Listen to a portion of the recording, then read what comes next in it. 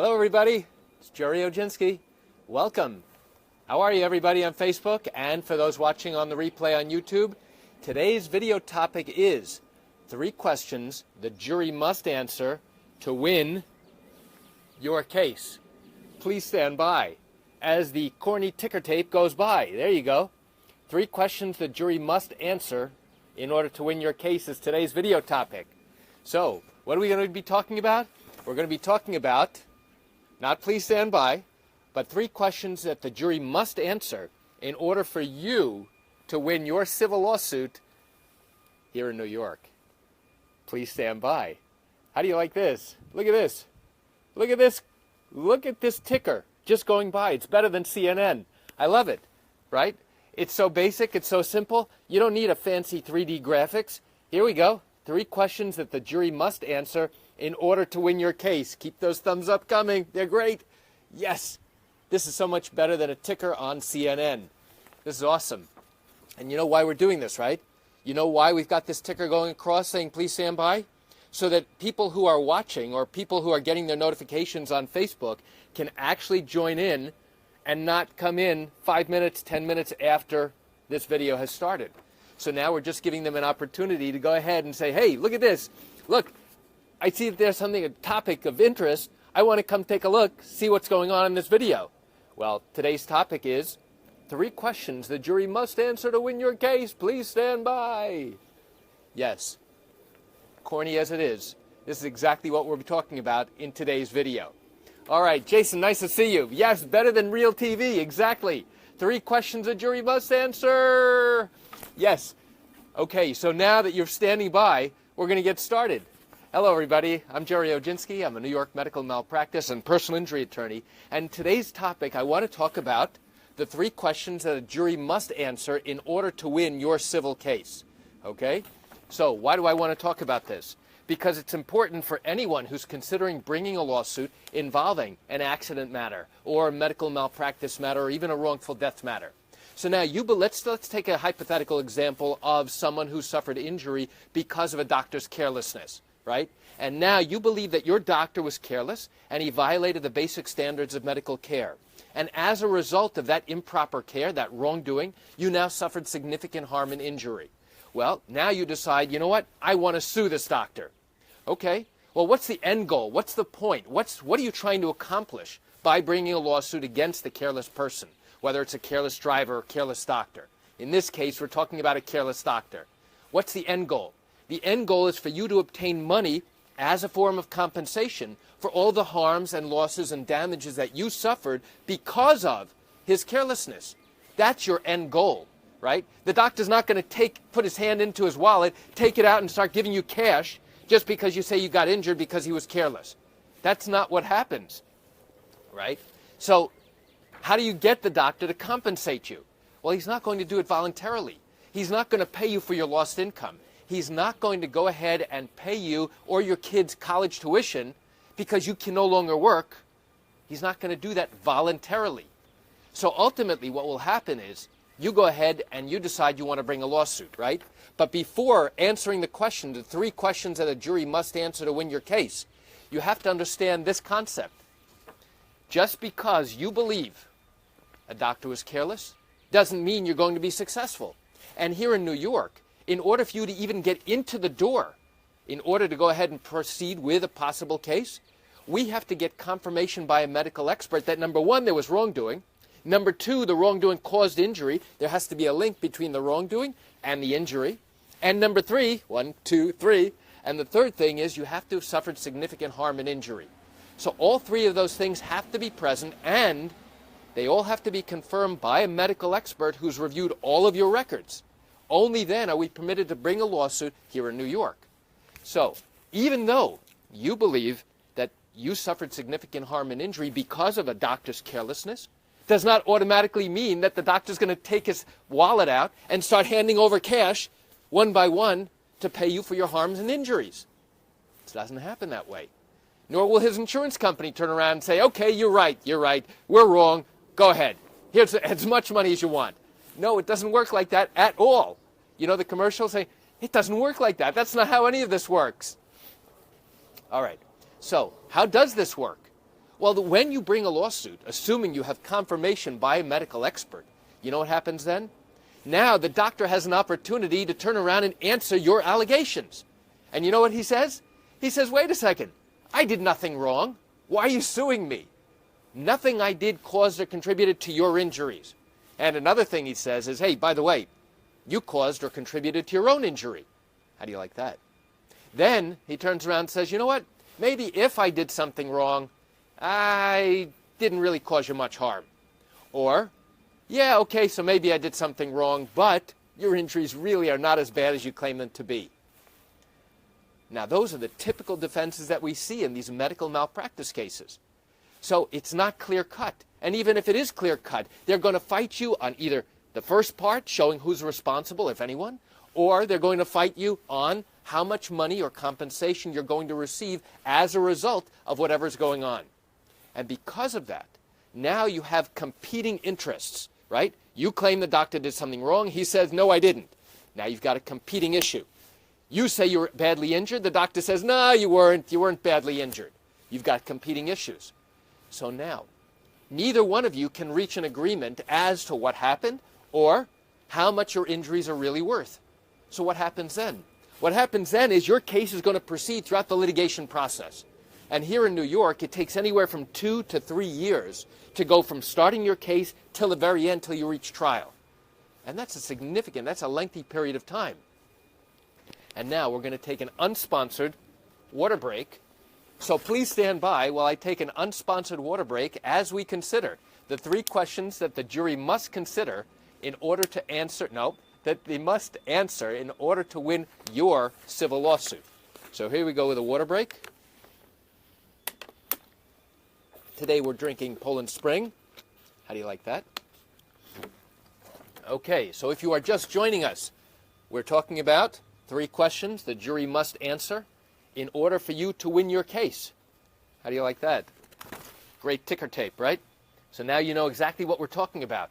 We now reach the stage where you are going to trial.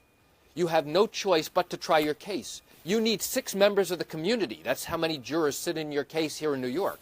6 people of the community to decide that you are more likely right than wrong. That's fine. And now you're wondering, okay, how does a jury actually reach their verdict? What do they have to do in order to decide that, yes, you win, you're entitled to receive money? What do they do? I'll tell you what they do. They have to sit and listen to the evidence. They have to sit and listen to the testimony. They have to listen to the judge's legal instructions. They have to decide whether you and your evidence and your testimony is more likely right than wrong. That's what they have to do. They don't have to sit there for days and weeks on end making 100% certain that what you are claiming is true. Instead, they only have to decide whether you are slightly more likely right than wrong. That means slightly, tipping the scales ever so slightly by the slightest amount. And the moment that you are able to do that, guess what? Then you are entitled to a verdict in your favor. Now, what is the verdict? What does the jury have to answer? I'll tell you what it is. The judge gives the jury specific instructions. And in fact, we call them jury interrogatories. Now, that's a fancy legal term, not a legal term. It's a fancy term that basically says, hey, jury, you've got to answer some questions here. You've got to make a decision. Who's right? Who's wrong? Who do you believe? Okay? So now, what's the very first question that the jury will have to answer in order for you to win your case, or at least get to the stage where you're about to win your case? The very first question is, was the doctor that you have sued, was he careless? Now, in law, we ask it a slightly different way. We say, was the defendant negligent? The defendant is the person you have sued. In this case, this example, we're talking about the doctor. So the jury has to decide, was the doctor careless? And the judge gives the jury the definition of negligence, which really is professional carelessness. And now they have to evaluate based upon what they heard, based upon the expert testimony, based upon the evidence. They have to decide it's either yes or no. That's it. Those are the 2 options. Either he was or he wasn't. Now, all 6 people don't have to answer together. They don't have to be unanimous in their decision in that question. Instead, we only need 5 out of 6 jurors. 5 out of 6 jurors have to say yes in order for them to go to the next question, which means you are now on your way to a successful verdict. So you might be thinking, wait a second, what happens if the jury turns around and says, no, the doctor was not careless? You know what happens? Your case is over. It's finished. That's it. They never get to question number 2.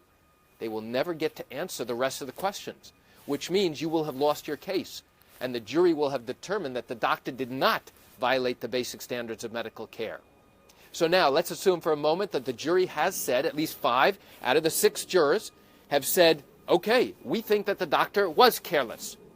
And now they go on to question number 2. Okay, remember? We've got 3 questions that the jury has to answer in order for you to win your civil lawsuit. So now we've talked about the first one. What's the second one? The second one is, was the doctor's carelessness a cause of your injury? We call that causation. There has to be a link, a bridge between there has to be a link between the doctor's carelessness, his negligence, and your injury. And if there is no connecting bridge, there's no link between the two, guess what? Then the jury has no choice but to say, I'm sorry, patient, you do not win this case. Your case is finished and over. So even though the jury may find that the doctor was careless, if they find that his carelessness was not a cause of your injury, guess what? Your case is over, you have lost, and you go home without any money as compensation. Now, I have to tell you something really important. The jury does not have to find that the wrongdoing was the cause of your injury. In New York, we only have to show that it was a cause. Why is that? That's because there could be multiple causes. There could be multiple reasons why you now suffered these significant injuries. We only have to show, let me try that again. We only have to show that the doctor's carelessness was a cause, only one out of multiple causes of your injury. That's question number 2. So if they have now answered yes, the doctor was careless, they go on to question number 2, which is, was the doctor's carelessness, was it a cause of your injury? That's question number 2. In law, the question is phrased a little bit differently.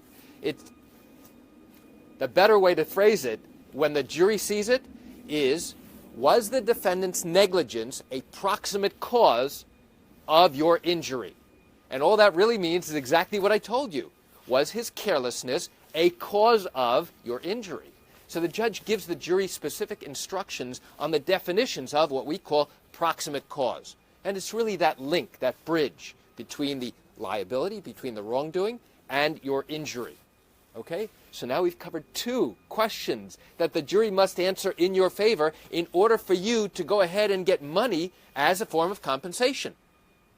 Now, let's get to question number 3.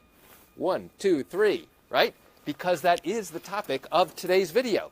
3 questions that the jury must answer in order for you to win your civil lawsuit here in New York. All right.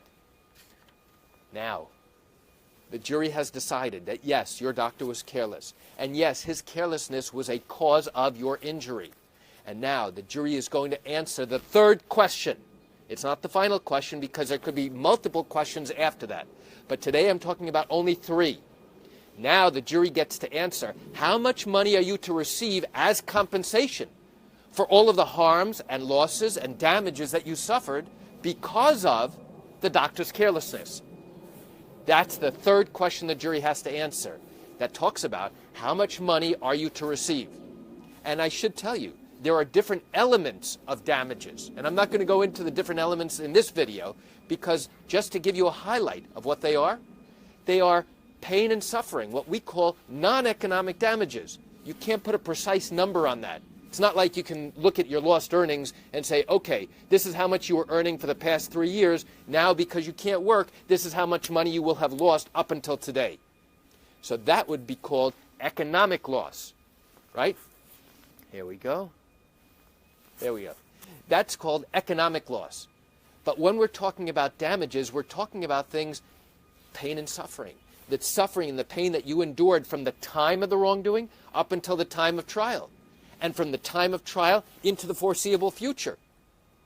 Past pain and suffering and future pain and suffering. depending upon what type of injury you have, depending upon what type of problems you have that you're going to have into the future, what kind of permanent problems, the jury will have to make a decision about how much money you are entitled to receive. Because I have to tell you something. Once the jury determines that, yes, once the jury determines that the doctor was careless and that his carelessness was a cause of your injury, now they are actually required by law to compensate you. The only question then becomes, how much? How much are you to receive for each element of your damages? And now the jury will have to come to a decision about how much money you are to receive. And that will lead you on your path to winning your case, to getting fully compensated for all the harms and losses and damages that you received because of someone else's carelessness. So, in today's video, what did we cover? We covered the 3 questions a jury must answer in order to win your civil lawsuit here in New York. I hope you found this information useful. I hope you found it informative. And I hope it gives you a better understanding of what goes on in these civil cases when your case gets to trial. Because you have to know that a jury will then have to answer 3 questions, at least 3, in order for you to win your case and to walk away with a verdict in your favor that says, hey, you're entitled to compensation, to money, as compensation for all of the damages and injuries that you received because of someone else's carelessness.